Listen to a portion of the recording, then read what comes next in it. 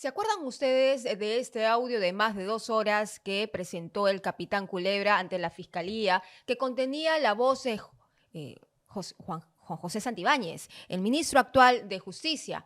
Bueno, esto ya ha sido confirmado, ha sido sometido a un peritaje y pues, ¿qué va a pasar ahora?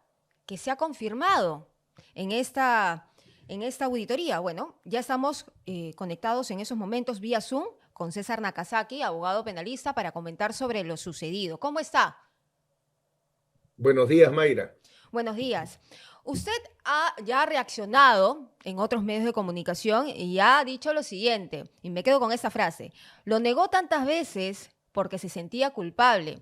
¿Qué opinión le merece, nuevamente le pregunto, lo que ha hallado la Fiscalía en este peritaje de este audio, que hablaba no solamente del cofre, de la huida de Cerrón, sino también hablaba de la DIVIAC y de su ascenso como ministro en ese entonces del Interior?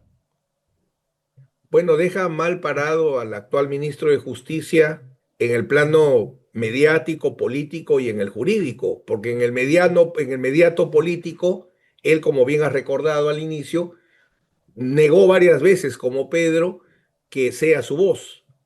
Y en el plano jurídico realizó una serie de actos, una estrategia de defensa para que no se realice la pericia. Hoy ya tenemos la pericia, tres expertos en auditoría forense han determinado que la voz es auténtica. Por tanto, lo que aparece en las grabaciones son hechos verdaderos y consecuentemente van a fortalecer las diversas hipótesis delictivas que se desarrollan en las investigaciones contra el actual ministro de Justicia. ¿Cuáles son los efectos legales luego de que se confirmara su voz? Bueno, ya cuando los audios son como un documento, se establece su autenticidad, así es la categoría jurídica, es auténtico el documento, la voz es verdadera, los diálogos fueron reales, los hechos fueron tal cual aparecen ahí declarados. Entonces ahora en cada caso, en el caso del cofre, en el caso de la investigación por desactivar al equipo de policías que fortalecía al EFICOP, etcétera, en cada caso esta prueba tendrá que ir fortaleciendo otro conjunto de pruebas que la Fiscalía tiene que haber acumulado en este largo tiempo, por cierto, de investigación contra el ministro Santibáñez. Y digamos, si tenemos dos hechos que parten de ese audio, que ya ha sido confirmado a través de tres peritos forenses, tenemos el ocultamiento de Cerrón. Eso es un hecho. El otro hecho es la desactivación de la DIVIAC y el ascenso a cargo del propio Santibáñez a cambio de esta desactivación de la DIVIAC. Eso se va a tener que Correcto. confirmar. En el tema del caso del cofre, la prueba que necesita establecer la Fiscalía para tener un caso totalmente maduro es determinar que Cerrón estuvo con la presidenta y que ella lo ocultó. Este es un eslabón en una cadena de indicios que se tratan de construir, pero es un eslabón. Y en el otro caso viene cuál es el problema central para mí, Mayra. El tema más que una investigación es que todo esto termina siendo frenado en el Congreso por el hecho de la desactivación de la DIVIAC, el equipo de investigadores, etcétera. La ex fiscal de la Nación, Patricia Benavides, formuló una denuncia constitucional que, por cierto, para mí es el hecho más grave después de las muertes al inicio del régimen de la presidenta Boluarte, y el Congreso lo ha archivado. Entonces, yo no creo que esto lamentablemente se resuelva en un plano jurídico, sino que se sigue aumentando el conflicto entre fiscalía, gobierno, Congreso, y cada vez más me preocupa que se pueda volver realidad por la oportunidad esa bandera que levantó el ministro cuando ha asumido la cartera de justicia, que quiere reformar el Ministerio Público. Este tipo de denuncias pone en peligro que se descabece a la Fiscalía de la Nación. Eso es gravísimo. Y señor Nakazaki, o sea, entonces podemos leerlo así. El señor ministro hoy de Justicia, Juan José Santibáñez, se aprovecharía de su cargo y de su autoridad para obstaculizar las investigaciones, para que esto finalmente no se sepa. La lectura que veo, Mayra, es la siguiente. El ministro ingresó ahora como al sector justicia diciendo que iba a impulsar la reforma del sector justicia. En el Congreso se viene trabajando proyectos y se plantea que se traiga abajo toda la Junta de Fiscales Supremos. Entonces, cada vez que se intensifica la guerra entre el gobierno y la fiscal de la Nación lanza denuncias constitucionales que archiva el Congreso.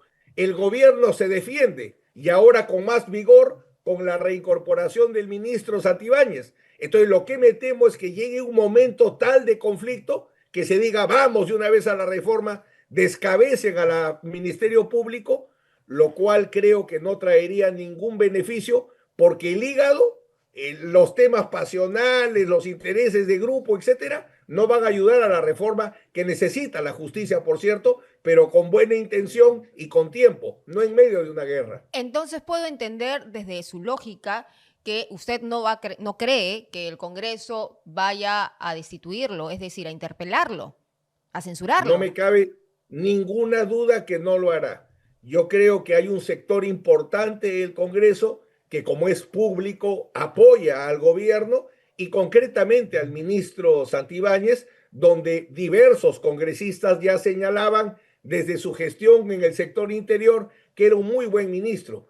Yo más bien lo que veo es que el ministro Santibáñez tiene vocación política, seguramente quiere desarrollar su actividad en el Congreso y no en la abogacía, y seguramente va a ser la locomotora de un intento de que este gobierno tenga una representación en el próximo Congreso.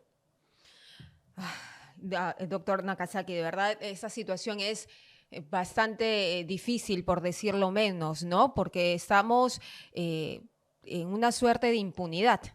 Eso es lo que se siente, ¿no? Lamentablemente hemos retrocedido porque el EFICOP, con sus pros y contras, como toda obra humana, era la primera experiencia de la justicia peruana de enfrentar al gobernante de turno, al gobernante que ejerce el poder. Eso se logró en el caso del régimen del presidente Castillo, pero lo que no logró su régimen, que es desactivar al equipo de investigadores policiales, debilitar al EFICOP, este gobierno sí lo ha logrado. Ya no hay policías que eran el soporte de la investigación del EFICOP y el EFICOP ha disminuido notablemente su fuerza en las investigaciones que realiza. Bien, doctor Nakazaki, me toca preguntarle por otro tema, ya para finalizar la entrevista, y es por el caso de la señora Betsy Chávez, la ex premier de la República en la época de Pedro Castillo, cuando se intentó dar este golpe de Estado que todos vimos a nivel nacional en este mensaje a la nación. ¿Fue correcta para usted la decisión del Tribunal Constitucional? Sin duda alguna, porque la Constitución y los tratados sobre derechos humanos señalan que la regla es que la persona pierda la libertad solo con una sentencia condenatoria, excepcionalmente con una prisión preventiva que se tiene que dictar a través de un mandato judicial vigente. El día que termina el mandato, el plazo de la prisión preventiva, el día que termina, ese mismo día la persona recupera su libertad. Y acá no fue el caso.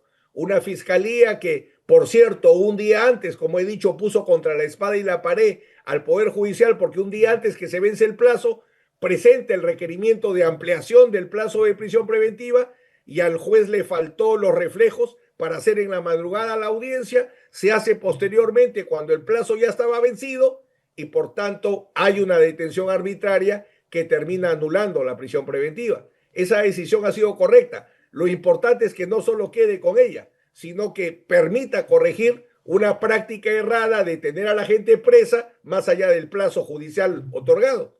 Entonces, ¿qué le queda a la justicia, a la fiscalía en este caso, para asegurar que la señora Betsy Chávez no huya del país y se someta a lo que se decida?